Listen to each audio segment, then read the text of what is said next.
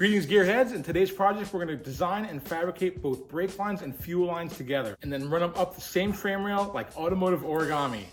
Who writes this shit? We're going to use a mix of different types of fittings, different types of tubing, and break out two different types of flaring tools. Guys, fuel delivery and brakes are arguably two of the most important parts of any build, so we want to make sure we get this right. So stick around, we'll do our best to make this project safe, plus look good, and enable you and me to own the road with confidence.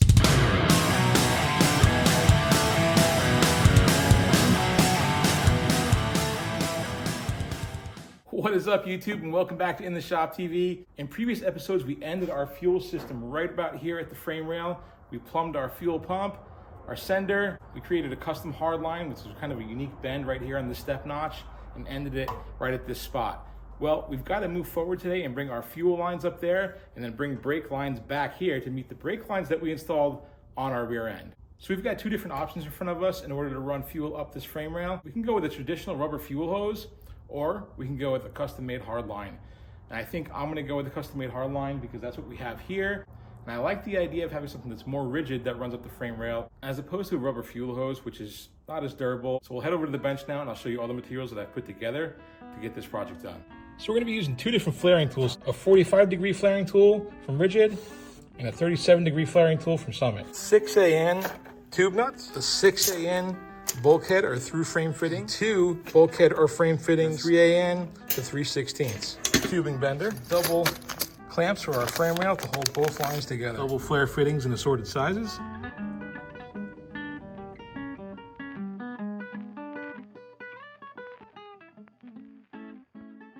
The last time I made up hard fuel lines, I used these compression style fittings right here. We're not going to be using them this time, and there's not a right or wrong to this, but let me explain to you why. So the difference between the two is last time we used this style compression fitting where your collar slips over the tube first, followed by this little compression olive here. And then your standard 6AN fitting right here. You slide this forward, it compresses the olive, and you have your compression fitting.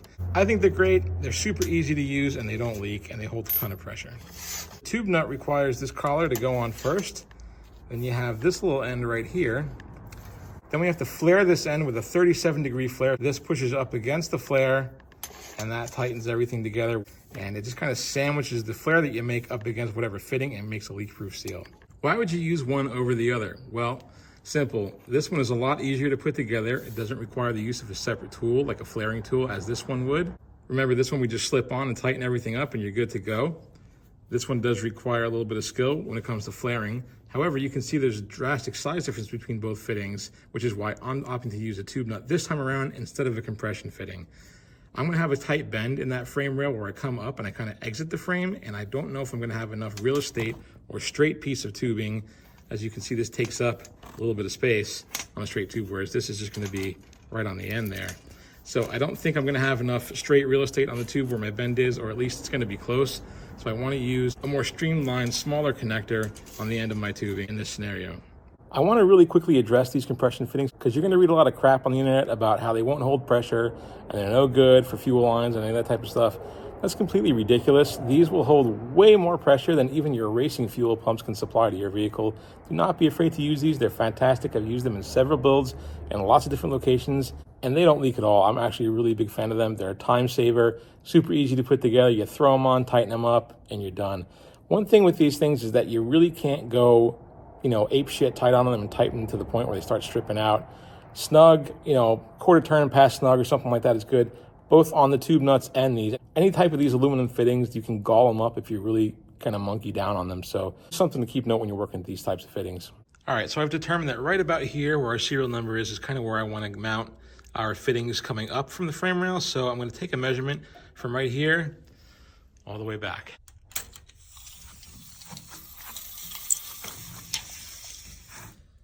So we're at 82 inches, but I want to build in a little bit extra on both sides because we're going to have a bend over here and a slight bend on that end too. So I'm going to add 6 inches to each side. We'll just call it an even 92. So I had showed you guys in another video what I believe is the easiest way to straighten this stuff is to lay it on a flat surface and put your hand on top of the coil and press down as you want to roll.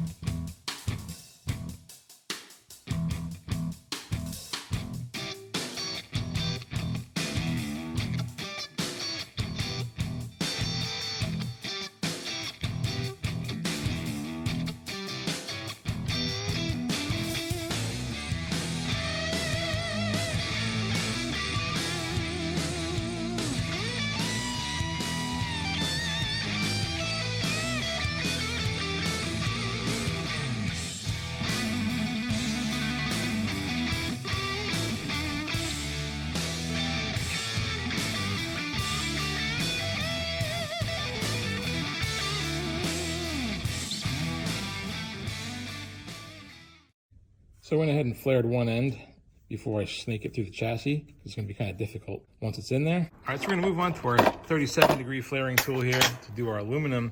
With this, you really wanna make sure, actually on Nicopp and all lines, that you clean and deburr these ends off, and it has to be perfectly square.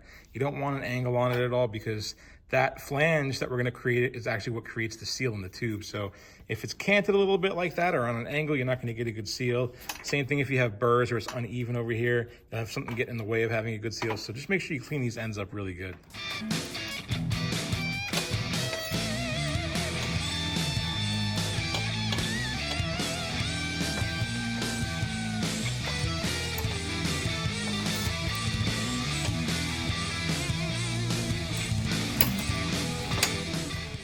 There's your flared end. You wanna make sure it looks nice and smooth on the inside. You don't see any burrs or anything sticking out. Smooth around the outside, no burrs getting in the way of where our fitting's gonna be. All right, so that's one side completed. That's what it should look like when you're done.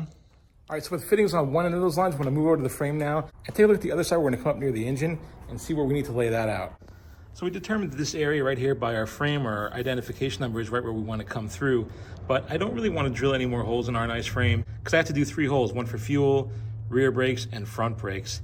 So I think what I want to do is make a bracket that kind of gets bolted to the side right here and protrudes out, where we can drill 3 holes in that. We'll still have plenty of clearance over here between the transmission, and it shouldn't interfere with anything. So let's go see if we can get a bracket made for this.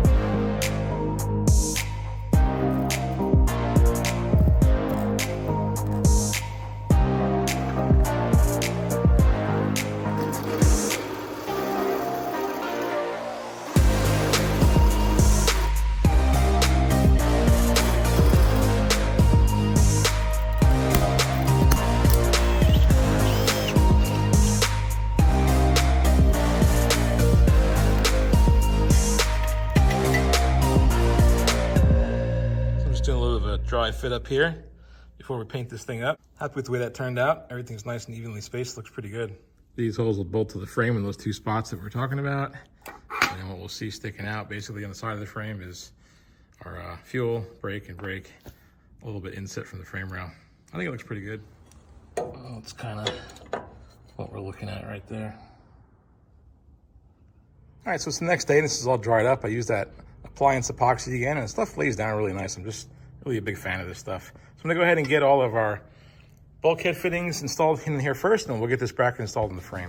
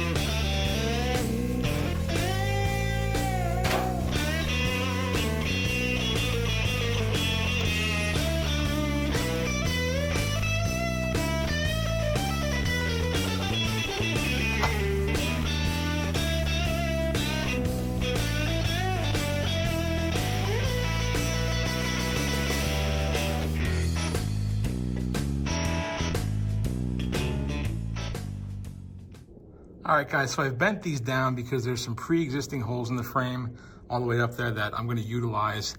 And I have these double line clamps here.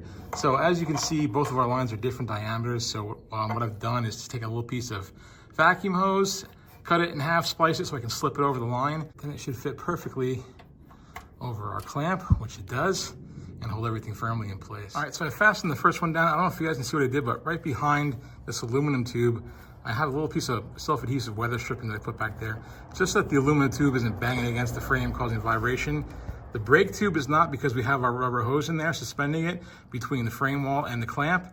So we had to put a little something back there just to prevent some vibration, because aluminum is a little bit brittle and you don't want it to crack. And I think just prolonged experience against banging on this metal could cause it to crack. So just a little 2-second precaution to make sure that doesn't happen. All right, so just to illustrate the two different types of fittings again, I was actually able to put a compression fitting on here instead of the tube nut, because I was able to run my pipe along the bottom of the frame, and I had enough real estate to bend up where I got a nice straight piece of pipe to put that on there. So we've got the brake line cut to fit, really important. We got to remember to always slide our tube nut on before we flare the end, otherwise it ain't never going on.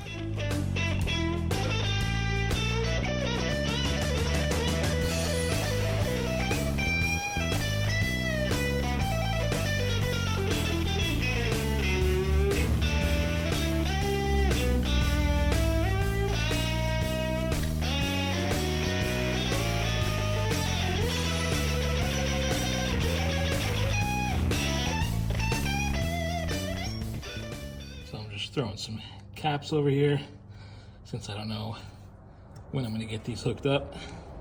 I don't want any dust or debris getting in there. I think before I run this engine, I might wrap from here forward both of those lines with like a heat barrier or a heat-proof strip just to keep the heat off of it. And the header collector's right there. I mean, I'm a good 5 inches away, so I probably don't need it, but I think it's kind of cheap insurance, you know, why not? So we're still gonna have a rubber line or a rubber hose going from that bulkhead fitting to our fuel rails. And then the two brake lines will have custom brake lines with their own tube nuts going up to the master cylinder from there. And we still yet have to run another brake line from the bottom of that bracket for the two front brakes along the cross member. So guys, this is pretty straightforward for me because it was just a straight run right up the frame rail, and there was only the one bend at that side, and at the rear end, it was hardly any bending at all. It was kind of straight. So I was able to just kind of snake it in from the front behind everything, the brackets, whatever was on the frame, the cross member, and it went in pretty easily. But I wanted to stress that if you have a frame where you've got to, do the snake thing and the zigzag with your brake lines and fuel lines, and you can't get it in a straight run like that, and you're like, how am I going to run one solid piece of line? Do not think that you have to do that. You can use unions, it's okay. Some people are like, internet commandos, and they're like, well, you can only use one solid piece of line, or you're a hack and you don't know what you're doing, or don't listen to that. As long as you guys use the right type of unions for the job, you can splice in 2 or 3 different sections of line if you want. In fact, when you replace factory lines on your daily driver vehicles, you're gonna see that a lot of times your brake lines and fuel lines do not come in one piece. You'll order them in several different pieces because it's just kind of impossible to weave something in along a frame if it's like, transversing different sides of the vehicle and there's cross members in the way and ups and downs. It's impossible to snake that. So you have to do it in sections. Don't worry if you have to do that. It's completely acceptable. You don't have to do one solid piece. Yes, I'm happy that I was able to do one solid piece of line for both because there's less points for failure. But that doesn't mean that if you do utilize more than one, you're doing it wrong. That's just completely ridiculous. Guys, remember this, fuel delivery and brake lines are not just car parts, but they're the lifeline and safety net of your vehicle. If you enjoyed the ride or you picked up a tip or two, show me some love by hitting that like button. And don't forget to subscribe and ring that bell to join our hot rod community and get notified whenever we upload a new video having to do with this 55 Chevy truck build, the Vet, which we haven't even started working on yet, or anything else that happens within this shop. Your support is what keeps these videos coming. Guys, as always, a huge thanks for tuning in. And until next time, I'll see you in the shop.